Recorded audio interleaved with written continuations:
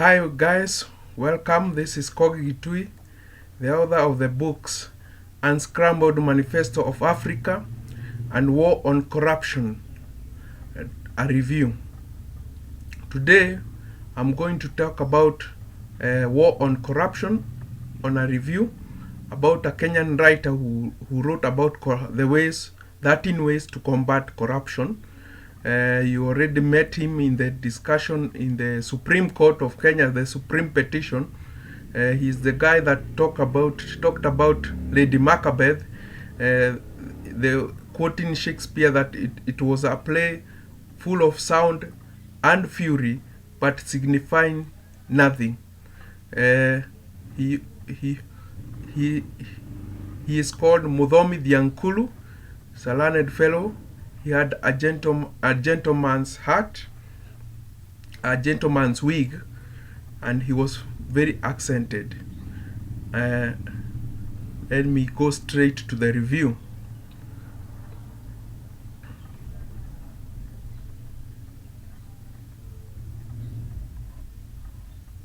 Until now, as we have duly stipulated from many authors' remarks, we have keenly followed authors that have tried to match the complexity of corruption with an equal complex formula or answer, though it can be noted that all have said that their plans were simple and full of clarity, which is a subjective opinion that will fare in any way true or false in terms of the general relativity of popular opinions.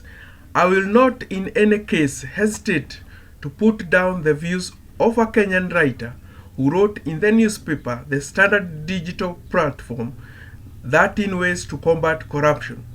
I trust a Kenyan when it comes to viewing corruption, for if I put it across, there is not an ounce of types of corruption that have not been tried out and embedded in Kenya. And so when a Kenya takes a pen to write on matters of corruption, the whole world should take a pen and a notebook and listen. The war on corruption, according to Muthomi Thiankulu. Learned friend. Number 1. Through the current policy, legal and institutional framework for combating corruption into the dustbin. They are all ill-conceived and cannot achieve their intended or presumptive goals. That is true. Number 2. Rethink the Degwa report recommendation that allowed civil, public, and state officers to engage in private business. The fight against corruption shall never get anywhere so long as we allow this conflict of interest. This is the report that allowed civil servants and people in the public service to continue tendering and procuring, and this is a conflict of interest. Number 3, constitute a multidisciplinary think tank comprising intellectuals and practitioners from various fields to formulate new policy, legal and institutional frameworks for combating corruption. The think tank should be wary of ultra-legal, linear and single-dimension approach to corruption. We need a think tank synthesized in this country to tackle corruption, and they should think about it in the multifaceted ways that corruption has evolved and is evidenced along. Number 4, grant unconditional amnesty to all corrupt acts and omissions from colonial days to date. The corrupt are too entrenched, having enjoyed unhindered access to state patronage since colonial days, and any attempt to fight past corruption will never get anywhere. They will easily overrun the best professional teams from our state law office, the police service, and the DPP. In other words, fight corruption prospectively with effect from the date of new policy and legal and institutional frameworks set out in the three above. The the third point above. This is true, as also I have also recollected it in my own submissions, that it is better to prevent corruption than prosecute. This is because the corrupt people usually enjoy a lot of patronage from their godfathers way ahead before the wheels of law are set in motion to try and seek justice. Number 5. Forget the idea of eradicating corruption. No country or society has ever achieved this. Instead, make policy decisions on who can engage in corruption and what types of corruption they can engage in. Academic literature suggests that decentralized corruption is far more pernicious than centralized corruption. In other words, allow only the big boys, girls, perhaps at the level of principal secretary upwards, to engage in corruption.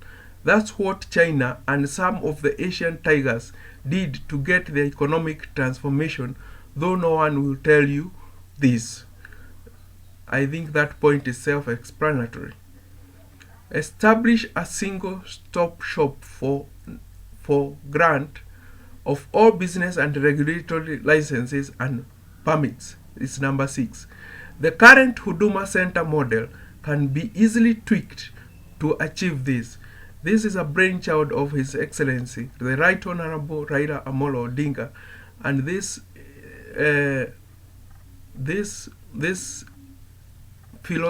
policy of his should not be denied him accolade. Number 7. Make corruption a predominantly economic and political issue rather than a predominantly legal, social, or ethical issues. This is again how difficult it is to prosecute. It's better to prevent, and therefore, if we are going to fight corruption, we are going to fight it not in the yards, the courtyards, but more in a political manner, where we should demand resignation of the heavily mentioned politicians. Number 8. Establish appropriate schemes of incentives and sanctions for corruption. All people, including bishops and eunuchs, will inevitably engage in corruption if they believe that the benefits they derive out of it outweigh the cost they are likely to incur. Economists call it rationality or cost-benefit analysis. This is true. Number 9.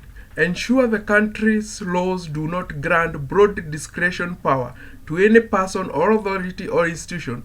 Also ensure the legal system is crafted in such a way to give citizens and investors an alternative if they encounter a public officer that is keen on abusing public power and discretion. Again, that is self-explanatory. Number 10. Make politics and public service high risks and low reward enterprises. In other words, consider a political dimension of corruption in Kenya. It is no accident that the super rich in Kenya owe their fortunes to proximity to state as opposed to patentable invention, hard work, or remarkable talent. This is true, very true in Kenya. Indeed, the very rich owe it to the close proximity to the state machinery or the patronage in the state. It is hardly you ever see someone who has come up with a remarkable patent or an invention or has gone through hard work to make it into the high echelons of this republic, where we need to talk about that. Number 11. Establish a social value system that stigmatizes instead of celebrating corruption. Our pre-colonial forebears seem to have had better clues on this. Their social value system celebrated industry, courage, patience, finance, tenacity, talent, and such things. Material possessions were not a sine qua non for having a high status in our pre-colonial society.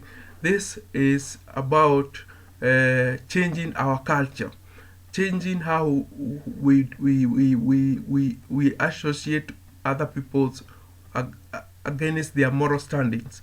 We need to cultivate a culture where we celebrate industry and other remarkable attributes of a human being other than material possessions.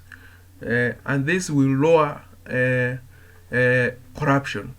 Number 12, re-establish the moral, social, political legitimacy of the Kenyan state. Most, if not all, of our current state institutions have an illegitimate inception, having been established by colonial government to exploit, plunder, and oppress rather than serve the people. Again, most of our institutions, except for the judiciary, have not made any effort to shed this legacy. This is true. We have seen Parliament passing laws that are subject people to humiliation. We have seen police officers have a character of plundering the people instead of serving them. This needs to be changed. It is need we need a paradigm shift in that sector. Lastly, number 13, make a lasting decision to eradicate impunity. The fight against corruption will never get anywhere if the high and mighty in society think they can get away with any and all forms of malfeasance. And that is self-explanatory. I will seek the reader's indulgence on point 5, where it is stated that no state has ever achieved eradication of corruption. Many, if not all, writers have restated this opinion. I would like to think forward and say that this should be a challenge to all countries to be on the race to be the first country governance to eradicate corruption. The impossible notion that practitioners, starting with the godfathers of contemporary corruption studies, have embraced as their guiding light may be a great hindrance in generating novel ways of combating corruption. Because the war on corruption is still continuing, we should not have a predetermined mindset that the war cannot be brought to a resolution where corruption is finally eradicated by the measures we have put in place to be markers of winning. If we can define how winning the war will look like, then surely we can go ahead and embrace ourselves to finally creating a literal heaven down here.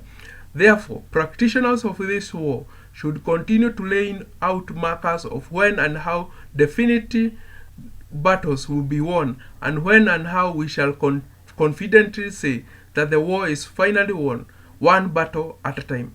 And because many practitioners' methods of fighting corruption have relied on the top management or leadership being willing to take in the mantle of role model in the fight, I would recommend Michael Beers and et al. Book on Higher Ambition, How Great Leaders Create Economic and Social Value.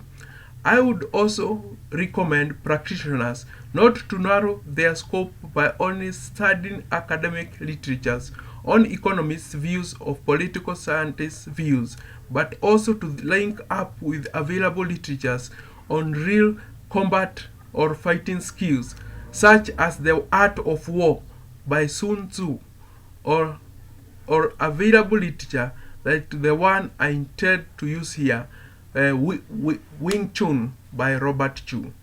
Thank you very much. These are my humble submissions to you as we continue the fight against corruption and changing our culture. Thank you very much.